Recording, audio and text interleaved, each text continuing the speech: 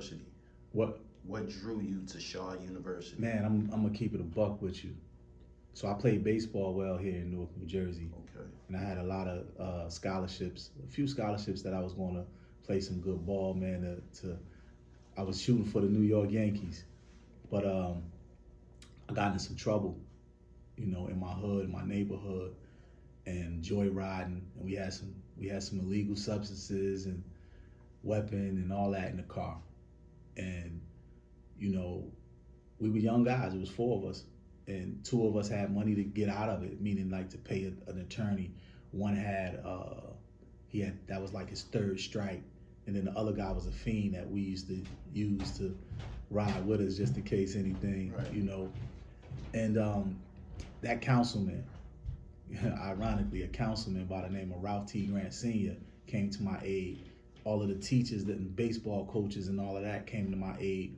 I lost the scholarships to go to the school. So he came to my aid and walked through all of the court process with me and everything. And, you know, it was just the thing for me, it was a disappointment for my mom, you know, just to see her face, the disgust in her face when she's a single parent thinking that she's doing all that she can do for her son to maneuver through a city like Newark, New Jersey. But, you know, we think we know it all. We got our own plan to try to get up out of poverty. And, you know, he came to me, and part of my case was that they would throw out the charges if I completed this program, and the program resulted in me to going to college. And that college was Shaw University. I was part of the program. So I met my rap partner, Mr. Funky, in the program. I don't know what Funk did, but we met in the program. I knew him from his brother, you know, Bun B, which he'd speak about on TikTok. But we didn't really know each other too much until we got to Shaw. And then ironically, DJ Lord Jaz's best friend at the time was Derek L.A. Jackson, who was a blood from L.A., but he was graduating from college, and he happened to be Marley Marl's cousin. And he said, yo, when I graduate, I'm going to work for my cousin Marley Marl as an A&R. If you put together a group, Jazz, and let me listen to him. And Lord Jazz put together myself and Mr. Funky, you know, who just happened to be from the same city. We got cool. First record we did was Psycho. He sent it to Marley. LA was like, yo, Marley's singing Psycho around the house, man. He want to meet y'all. That's how we got on. But that's how I got to go to Shaw University. You know, and in hindsight, I think about it, this councilman sent me to Shaw University. This councilman pledged Alpha Phi Alpha Fraternity Incorporated. Like everything this councilman did, I wound up doing. And now, on May 10th, 2022, C4, Dupre Kelly will become councilman. So it's funny how full circle it is, man. You was so you say y'all was basically putting a group together. He established a group. Mm-hmm. Was you shocked at the level of talent that your rhyme partner had? Nah, I wasn't shocked. I think that Funk was always a beast. You know, he was always a beast. Marky D, Prince Marky D from the Fat Boys wanted to sign him at first when we was in Raleigh, North Carolina, with a group called Yag Fu Front. They was out of Raleigh. So I always knew he was dope, man. We come from Newark. And what I mean by that is we always felt like we were so close to New York, but we didn't get the love. We felt like they skipped over us and went to Philly, you know? But we knew what we had here. And time showed, you know, the Redmans, the Rod Diggers, the Lords, the Naughty by Natures, the Queen Latifahs, and the Outsiders, and, you know, Channel Lives, and, you know, all of that, you know, it really showed us, man, that we had it here. So what we believed we were. It was just time, it was just the timing to show that. Even Dre's from DOS Effects, you know, it was just time to really show that. So I believed in him. You know, I knew he was dope always, man. He's an incredible rap dude. The song Here Come the Lords, when you listen to it, it sounds like there's acrimony.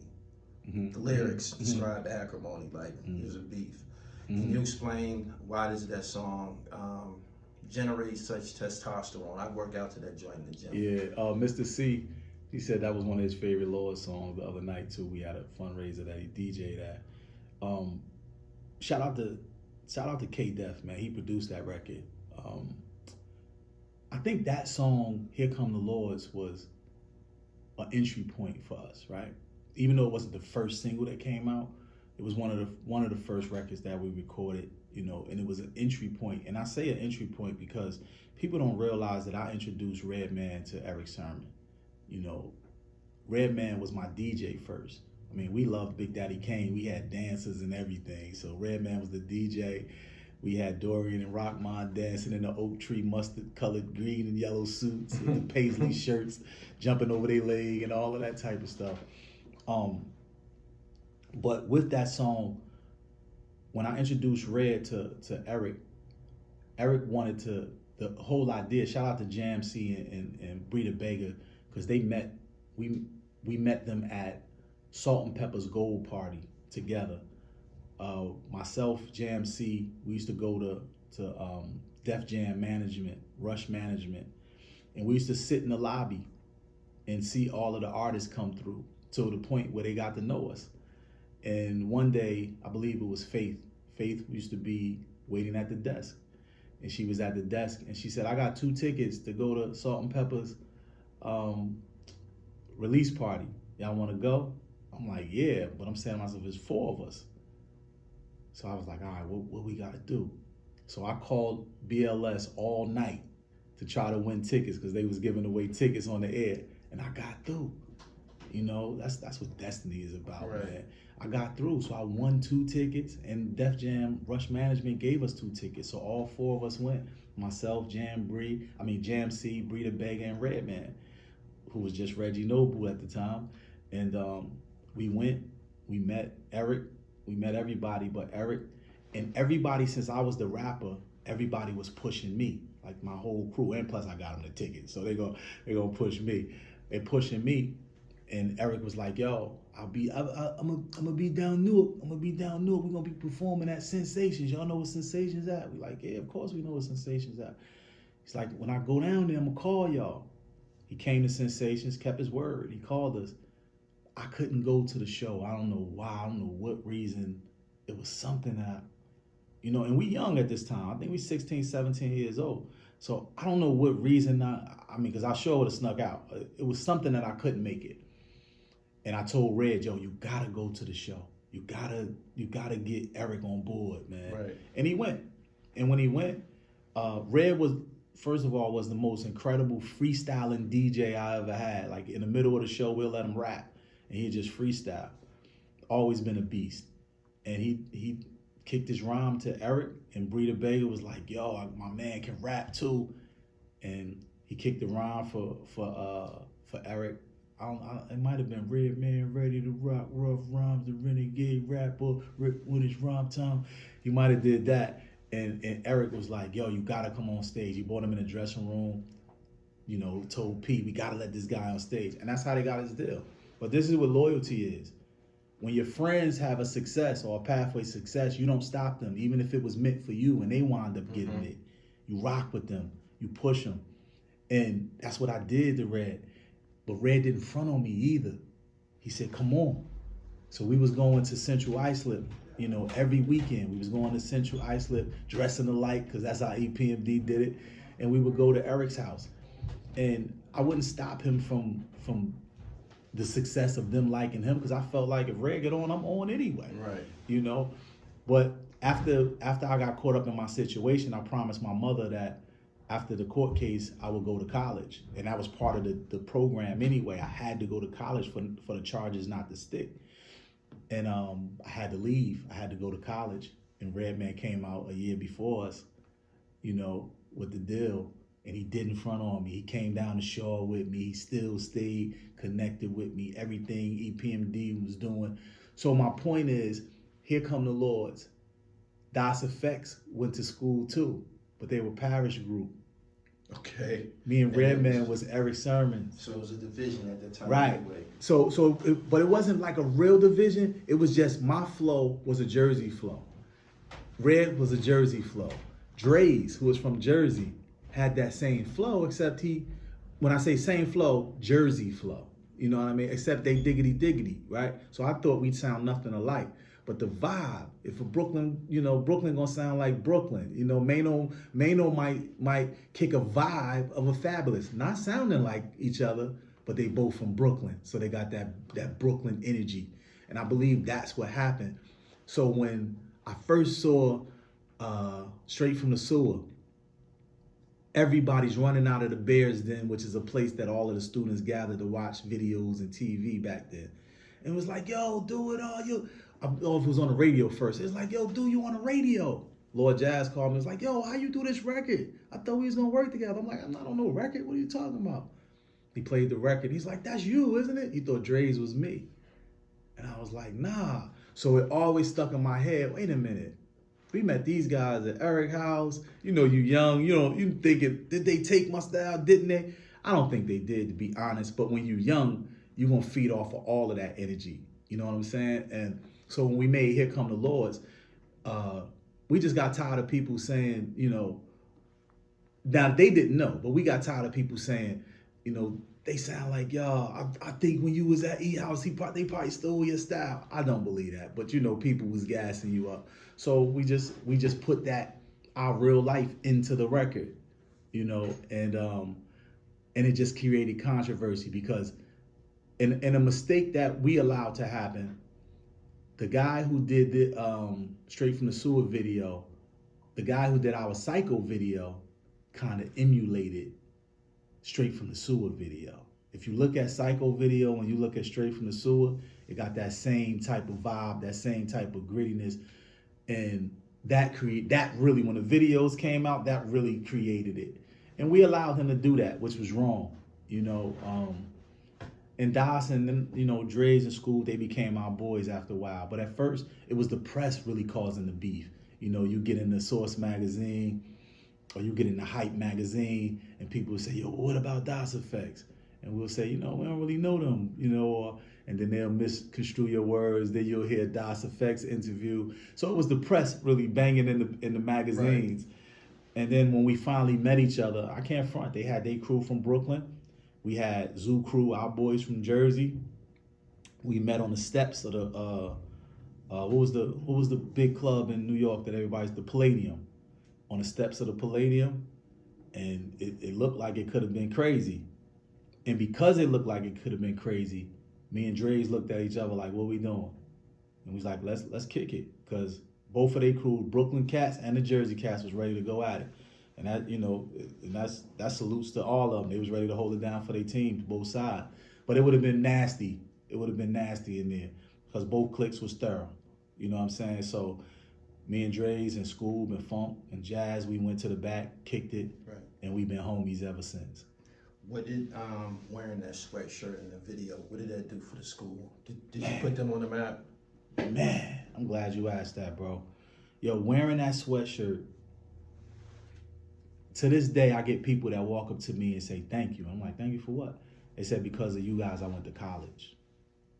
So to have some grown men who are lawyers and professionals in their own right, in their own careers, saying that they went to school because of us, that shows me the power of hip hop.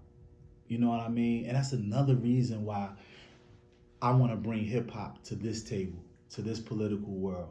Because if it has the power to do that from arts and culture, then it has the same power to do that with laws and legislation and fighting for rights for our people. Because we never got a check from Shaw University, but they always showed us love. They allowed us to stay in school while we were recording. They allowed us to do all of that. And I know why now, because if you get 20 people who paying $10,000 for a semester times 4 semesters, you know what I mean? Times 4 years. That's a lot of bread that we bought that school. And I know that it was more than 20. So we really rolled for our school, man, and we were one of the guys, one of the groups that were in college and promoting higher education. Definitely. Yeah, y'all made it look cool. Look cool. Y'all shot the videos. That was actually Here Come the Lords was actually the first snippet when the wall was at Clark University in Atlanta. But Clark came out and said, we can't shoot the video there. So we was like, we were on our tour bus. We were on tour. Yeah. So we like, why are we shooting at Clark anyway when we go to Shaw University? Right. Let's get on the tour bus, ride from Atlanta back to North Carolina and shoot it at our school. So the opening piece of Here Come the Lords, that wall, is Clark, Atlanta. And then we got on the tour bus when they said that. We didn't even fight them. At first we're like, what? We can't. We didn't even fight them. We went to Shaw and finished it at our school, which was the best decision ever. Do y'all think y'all group was favored by colleges? Yeah, I think it was. You know, like I said, I pledged Alpha Phi Alpha Fraternity Incorporated too. So every step show, every Greek fest, every homecoming, they banging Laws of the Underground. Every college radio made Laws of the Underground. And how I know this is because we were on WIA system, Warner Electra Atlantic. You know, we were on Electra at the time, but we were part of that WIA system. And being part of that system, Electra told us, we put out Funky Child, but we didn't really know what it was going to do. So we didn't put all our energy behind it. Right. So they just kind of threw it up against the wall, as they say in the industry, and see if it stuck. I'll never forget being in LA with the group, with our management, and they came in, we in Roscoe Chicken and Waffles. They came in, and the guy from the label put the magazine on the table, and he said, congratulations. But he said it kind of melancholy and kind of nonchalant. And we like, what's up? He's like, y'all went #1. I was like, well, damn, why you? Funky Child? For Funky Child. He's like, y'all went #1. Why you think they didn't get behind it? Because of the George Clinton? Honestly, I can't tell you why. I don't really know. Right. But I think that's what they said. Like, we threw it on the table. He said, y'all went #1. And I'm like, well, you don't sound happy. Like, what's up? We excited. And he said, I'm not excited. It's because we messed up. Out his own mouth. We messed up. He said, we should have supported this record, and we didn't. And we like, what you mean you didn't support it? We thinking, because we thinking that whatever they did, that was the support. And he was like, no, we could have got behind this record and made it bigger than what it was. Right. And that just shocked me. It changed my mindset about the industry. You know, it's like people do what they want for who they want to do it for, when they want to do it, and how they want to do it. But if you notice, when Chief Rock and Here Come the Laws came out, those went top 40. Those had all of the whistles blown. They had all of the bells and whistles. Everything happened for that record because they messed up with Funky Child. You know? Right. So. Did you have on a diaper? Yeah. In the video? I had on a diaper, man, and I was paying homage to my man, you know. Yeah, give me the history. You know, that was paying homage to my man from Funkadelic. You know, people don't realize George Clinton is from Newark, New Jersey. Okay. You know, I know the West Coast get a lot of love because they use a lot of his samples and they made it popular. Salute to the West. But that sound that the West is using is a Newark, New Jersey sound. You know what I mean? For real, not even stunting. Like George Clinton, he used to live over the Milk Bar in the South Ward. Right. You know, so he was just here, actually, you know, and because I was campaigning, he asked me to come on stage at NJ Pack, and I had a big function and I couldn't do it.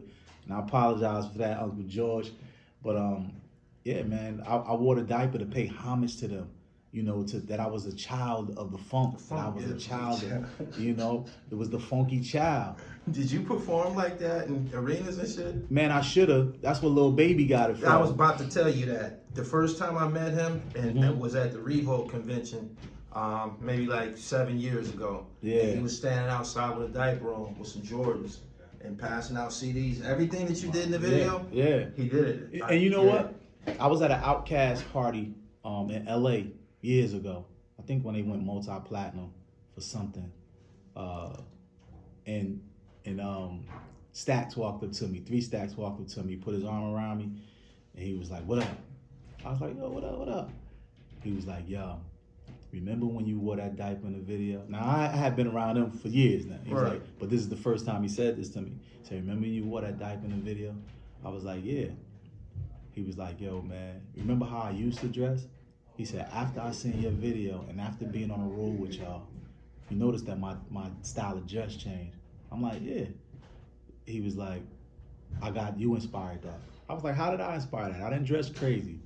He was like, he started laughing. He was like, nah, you inspired it because when you came out in that diaper, I felt like I can do anything. You was talking shit with the diaper. Right, exactly. No pun intended. Yeah, you was rocking. No pun intended. Word. And it's just crazy, man, because a lot of people, when they go back and watch my videos, they say, oh, you remind me of Andre 3000. And I say, okay, if I do, then that means that he reminds you of me because I came out before him. First. You know, so it's crazy how you can influence the culture, but people forget. If I influence Andre, man, I'm happy about that because look what he did with it. He's an incredible artist, you know. And then Santana, shout out to Juelz. You know, Lords, we used to rock our bandanas all, you know, I used to always have braids, so I always rock the bandana kind of crazy. And plus, when the edges get frizzy, you cover it up with the bandana. Right. Or you tilt the bandana and all that. I did all of that. And that's why I got to salute Juelz, because he said that to me.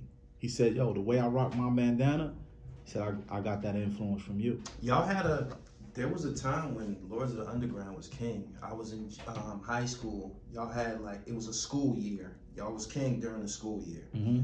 And I noted we was just kind of surviving on Scarfaces at the time.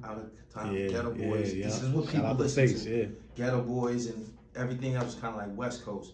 And then, you know, you had Fu Snickers and She Out and all these people. And it wasn't nothing to stand on for the East. Right. And y'all just came out of nowhere.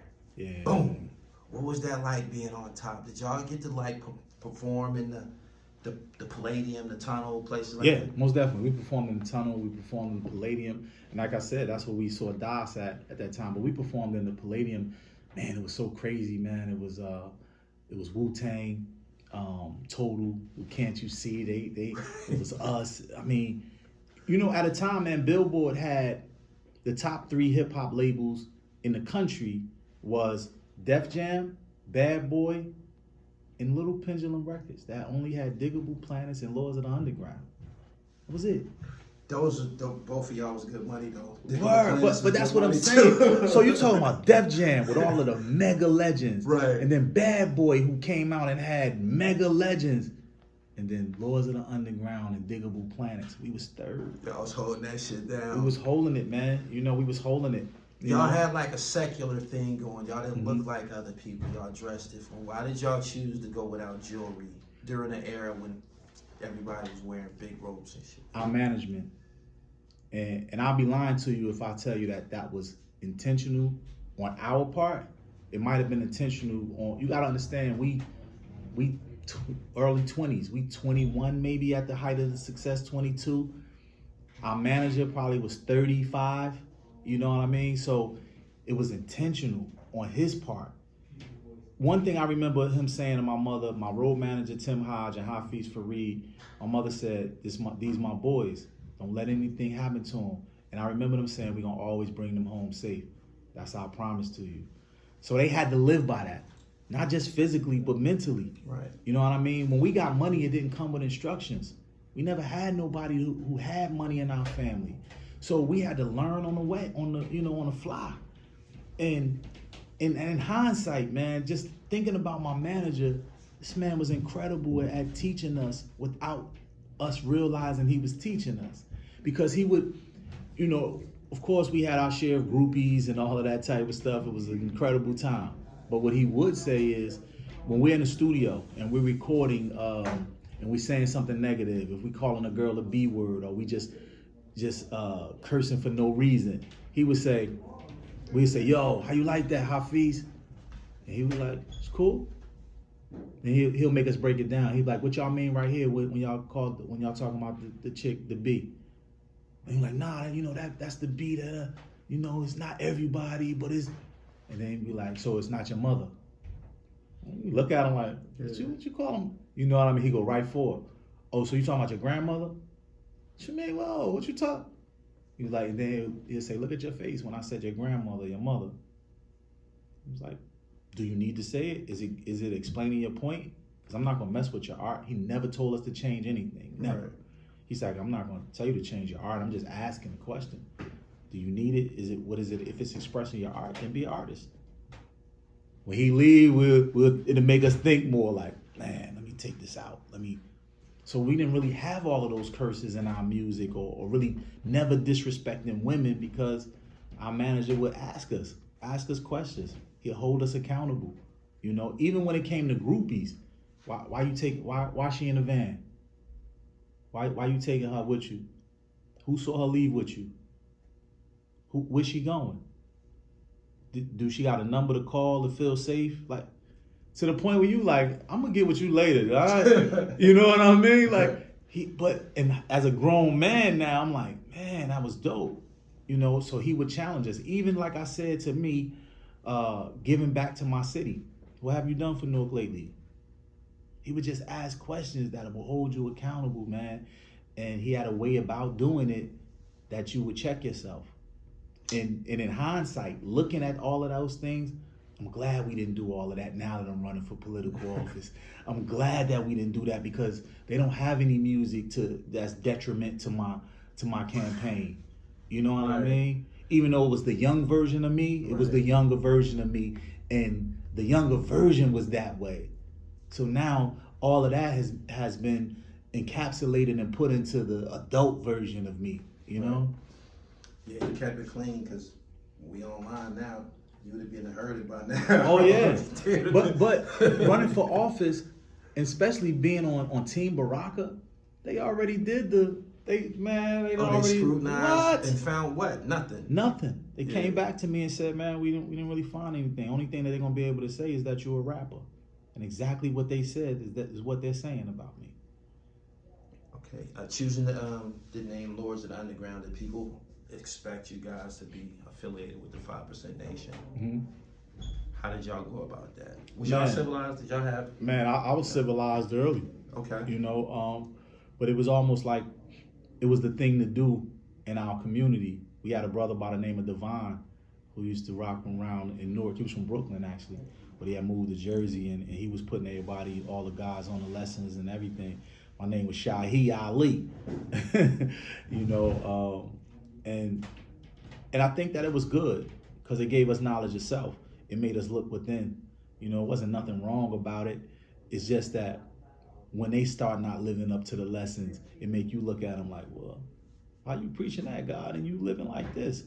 You know, so I salute all of the guys in the earth, man, and the people who truly live by the lessons. It taught us a lot, even our Muslim brothers.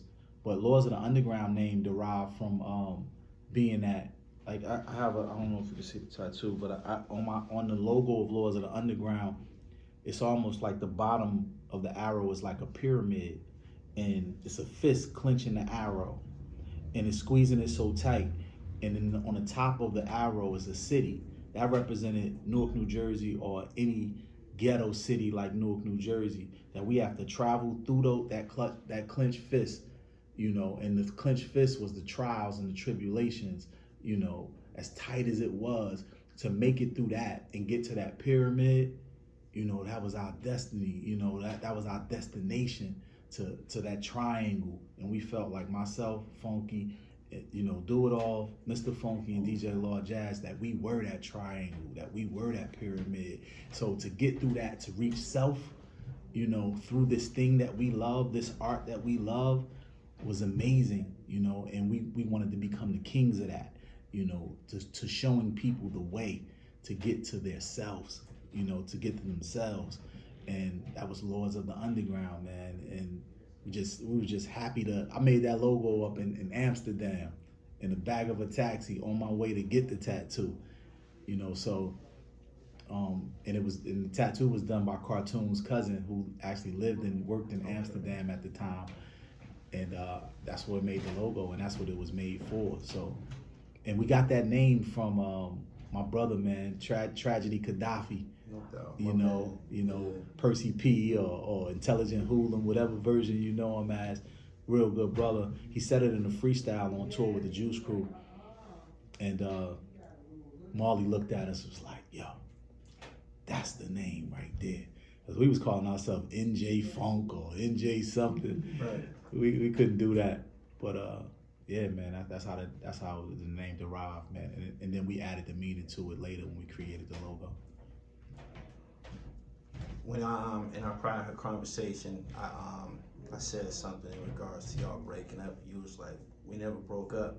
Never. What happened between, which essentially is kind of like seemed like y'all height, 92, 93, and then Mobb Deep, Biggie, and Nas came. Did that change everything? Did the people's taste in music change? Yes, right. But we can't blame the changing of the landscape change, right? Can't blame the landscape for changing. We have to take ownership of not moving with the landscape, right? And what I mean, in hindsight, this is how I see it. Being young fellas and following Ruben Rodriguez, who just passed away maybe last year, who was the head of our label, his thing was he came up with Tommy Mottola. So he was a radio guy. So he knew that having his success was through radio. He didn't really know the landscape of the streets. So he knew that we had a record with Denise Williams, which we won a BET award for, called Faith.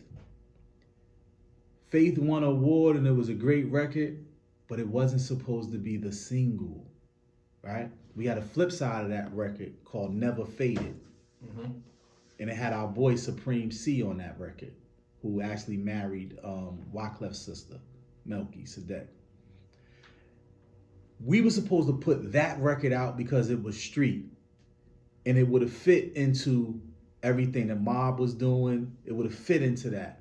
He wanted to play it as a B-side and go with the radio record, which was Faith. But because the landscape was pivoting and making a shift, Faith didn't really work at radio. Now the street records was working at radio. So we skipped over the street record to put out the radio record that if it was a year before would have worked. Right. But it didn't work then. So people started to say, oh, okay, I'm cool on Lords, I'm gonna go over here to Mob. I'm cool on Lords, I'm gonna go over here to this, I'm gonna go over here to that. You know, and that's when it started to be one error. One error. Yep. Damn. Yep. Where were you at when you heard the song I Can't Forget New Jersey for the first time? Can't Forget New Jersey. Which one? I did a bunch of Can't Forget New Jersey. Latifah's joint. The New Jersey Drive soundtrack. Yeah. I was so we are on that soundtrack too. Okay. So we got a pre, the album before it came out. So we got the album and we went to watch the movie too. To put our music, we watched the movie with no music in it, so we can put our music into it. Okay. So I had heard the record beforehand, and I loved it. Yeah, that was bone chilling. I'm not even from New Jersey. When I first heard it, just damn. But shout out to Apache, and shout out to Drift, my man King Kojo, because those were the writers. Okay. Apache, man, and Queen Latifah. Don't get me wrong, she was with it. Yeah, Apache, man, and Drift, man. I just prior to you, I interviewed Positive K, and he was explaining to me that he wrote a lot of records for MC Lyte, and I'm like, damn, man. Yeah. I'm like, damn, and then you just told me that Apache done wrote for Latifah. Yeah, most definitely. The whole time that we've been in this hip hop culture was always a stigma attached to people who didn't write. Why was all of this shit kept a secret? Because it was supposed to have been against the rules. And 20 years later, when you hear about it, you're like, damn, man, for real? Like, because we be so passionately convinced about our favorite artists and what happened. Was that something that people just tried to keep it on the hush, or was the rules different for females? I think the rules were different for females back then.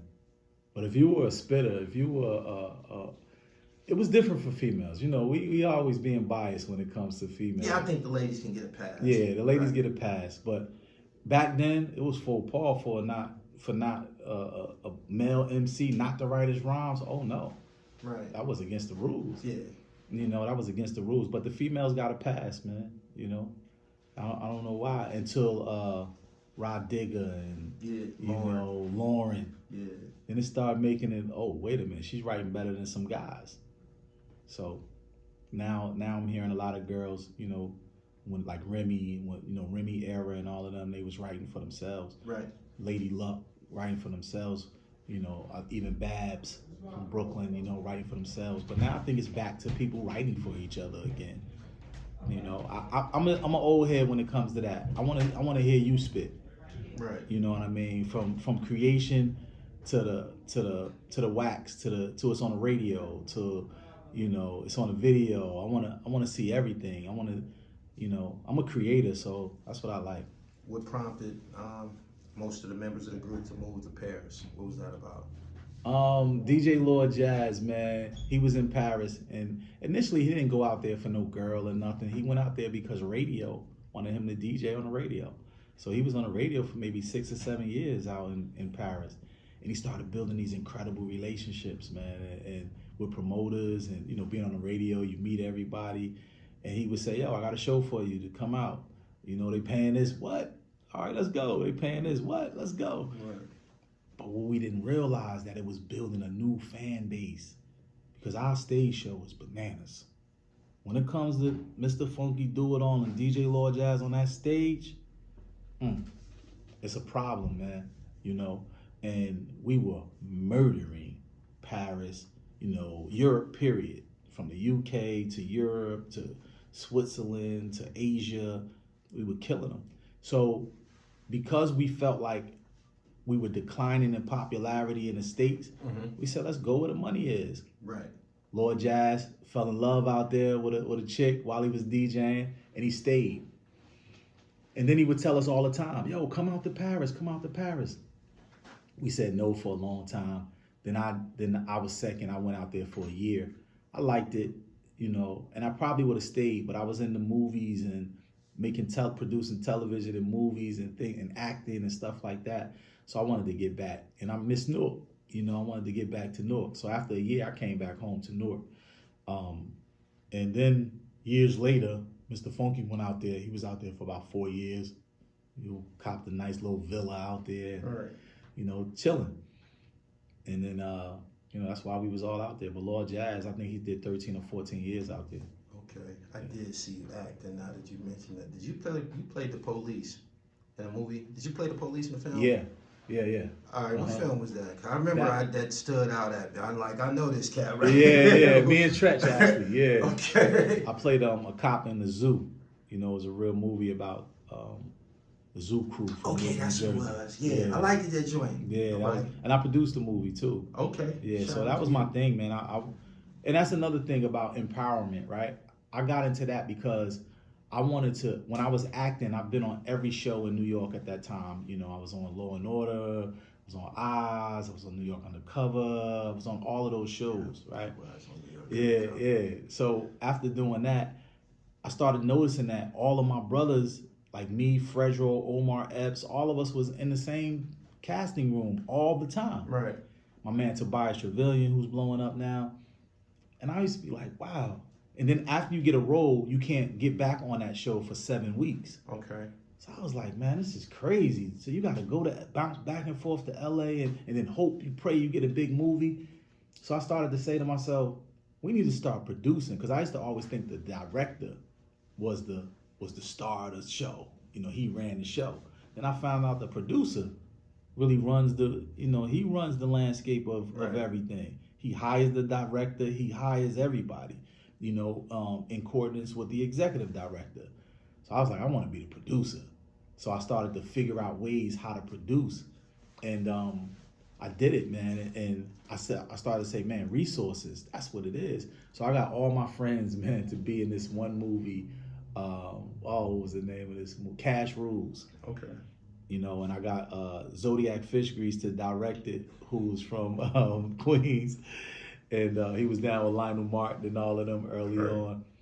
And he came in and directed, and people was like, yo, what y'all do this movie for?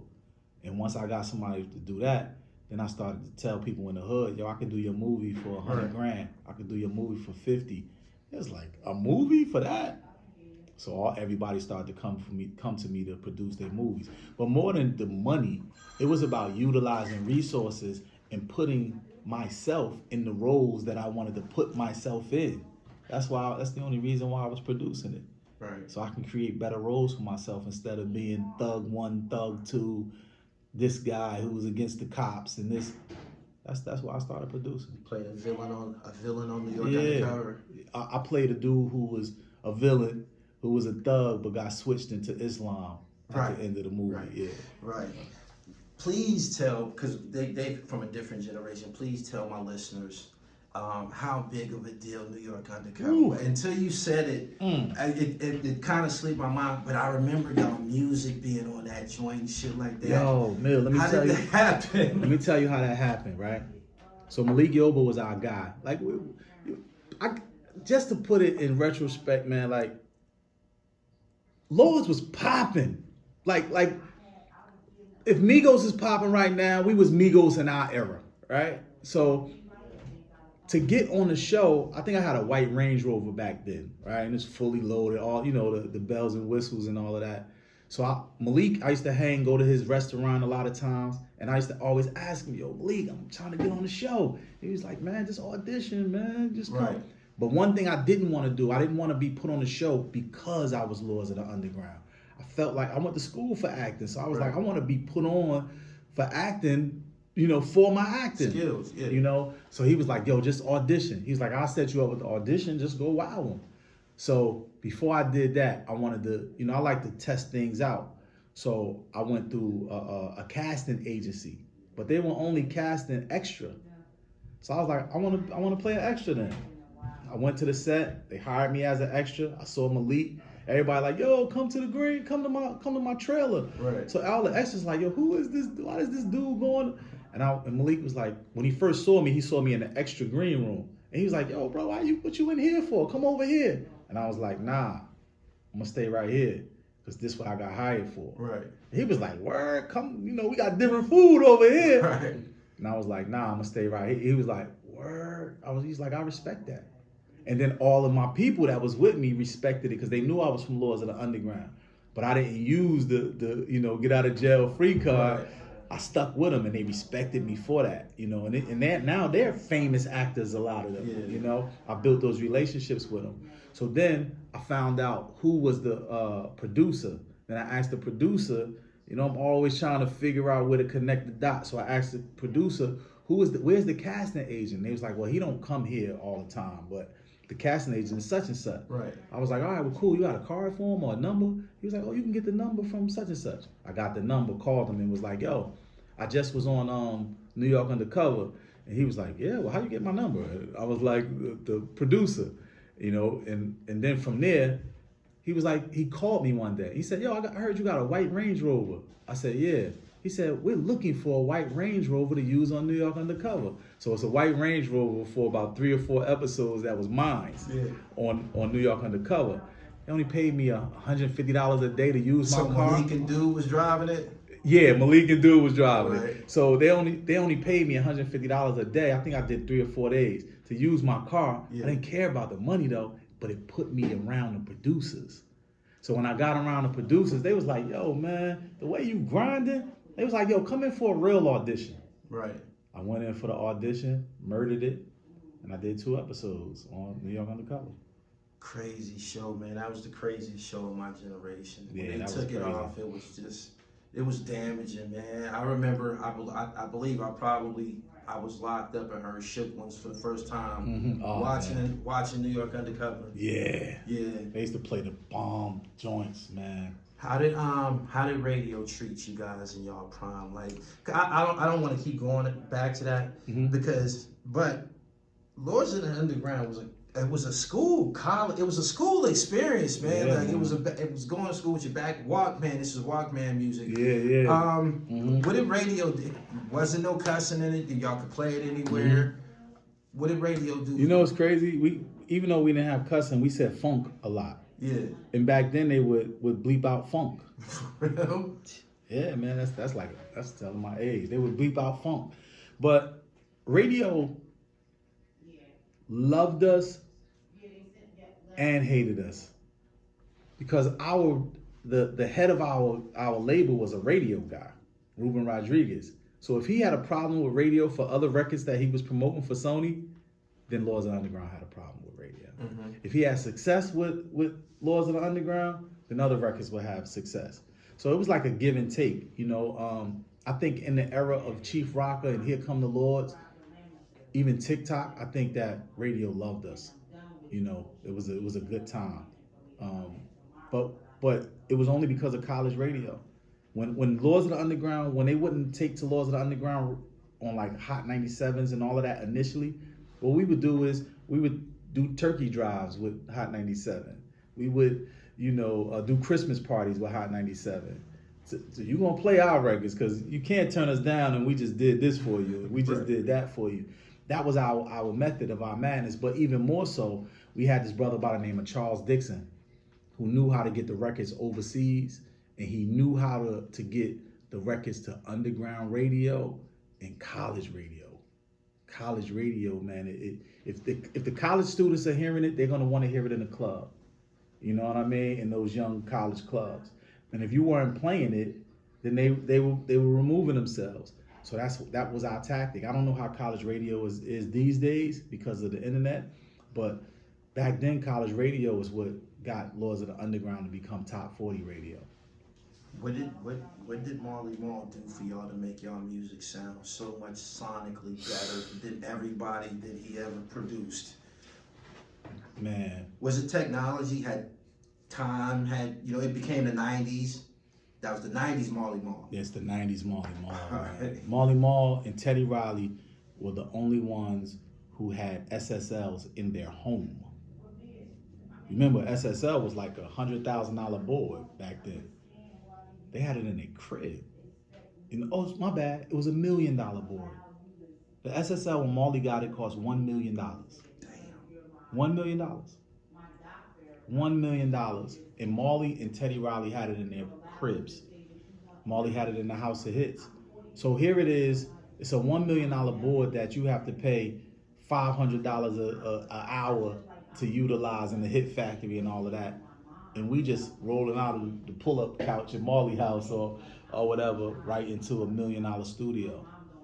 Just the board was $1 million. Right. You know what I mean? So, and Marley was incredible with making sounds sonic. We had a guy named Frank Heller, who was our engineer. White boy ponytail, used to pour Starburst on the console and just eat the whole pack. I'm talking about a big family size pack, one by one, while he's mixing. Right. But Marley would tell him, yo, excuse me, Frank, for a minute. I need it to sound like this. And then Marley would give him the template of the sound by actually touching the knobs. And then Frank would come, and he had a pencil in his hair all the time. And he would write down these numbers. He would write down the numbers where they are. I don't think you have to do that these days with all the technology. And then he would make everything add up to these numbers. It was all about sonic. It was all about the waves. It was all about 489 megahertz. It was all about, how do we make the bass feel? I wanted to rumble in my car. Oh, that's 800 something megahertz. And he would write these numbers down. So he had a pad, Starburst, Marley by his side, and then Marley with the drops and the mixing. Nobody could touch Marley with that, man. And then you had K-Def, who was giving this new sound that was Jersey, who would come in with Marley, and it was just amazing, man. They had already laid Here Come the Lords down. It was already playing when y'all walked in the studio? No. The first record we ever did was Psycho, the one that Marley liked. Marley produced it. It was crazy with the rumble and the bass and the, boom, boom, boom, boom. Psycho, psycho, psycho. You know what I mean? But you had K-Def who came in and did Funky Child, Chief Rocker, Here Come the Lords, Lord Jazz Hit Me One Time. When he came in with all of that stuff, man, it was just amazing. It was amazing. I appreciate your time, man. People I hear, regular people talking about their bucket list, checking out their bucket list.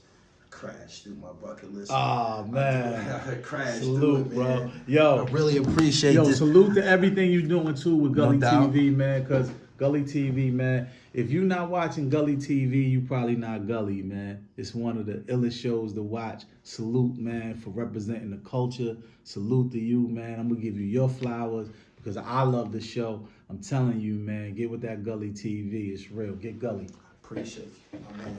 That was incredible.